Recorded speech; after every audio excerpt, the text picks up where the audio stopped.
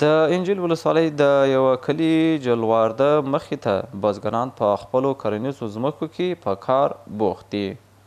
دغه بزګران په هیواد کې د اسلامي امارت لخوا د اوبو د بندونو د جوړولو په اړه د خپلې خوښۍ په څرګندولو سره وایي چې د سلما بند څخه د اوبو پرانیستل به د دوی د کرنې سره ډیره مرسته وکړي.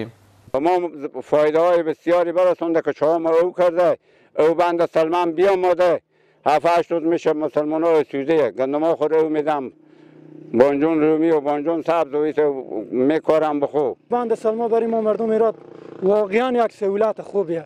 وقتی که میآوری الله میده ما زمین ها خوب راحتی او میدیم.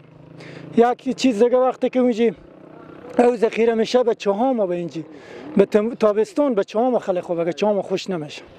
دوی دا هم وایي اوس چې امنیت ډاډمن شوی او د پاشتان د اوبو د بند په اړه کار روان دی، د کرنیزو محصولاتو د ودې لپاره د دوی هیلې زیاتې شوي دي او د دې محصولاتو د ذخیره کولو لپاره باید معیاري سړې خونې جوړې شي. اگر مثلا نگمایی بندان بود او بود میامد میرفت برات کار خود. حالا که ذخیره شده اینجا به همه به هر کدوم به سر وقتی و به درد مسلمان ها به دم کشتکار میخوره. اگه هر ماه دروازه یا 15 روز یا 10 روز راهش خیلی خوب میشه، به تمام مردم خوب میشه، به تمام این بلوکا خوب میشه، نه که به تمام ایراد. یا که ما ولسوالی انجیل نه بلکه ولسوالی گذره دیگه ولسوالی او پشت زرغون ولسوالی دیگه چشت شریف و توابی هم عدد بیشتر میگه. له بلې خوا په هرات کې د اسلامي امارت چارواکو د کرنې او مالدارۍ په ګډون د مختلفو سکتورونو په ملاتړ خبرې کړې دي او د دې سکتور په میکانیزه کولو کې ټینګار کړی دی.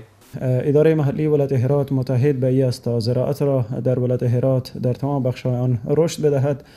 به همین اساس تلاش‌ها برای اعمار بندها و جلوگیری از ضیاع آبها جریان داره، چنانکه بند پاشدان شما شاهدی هستی که به مراحل پایانی خود قرار داره و همچنان آب بند سلما به موقع برای زراعتکاران رها می‌گردد تا به شکل منظم کشت و زراعت خود را آبیاری نماید که انشالله این تلاش ها مثمر ثمر خواهد بود و زراعت در ولایت هرات رشد خواهد کرد.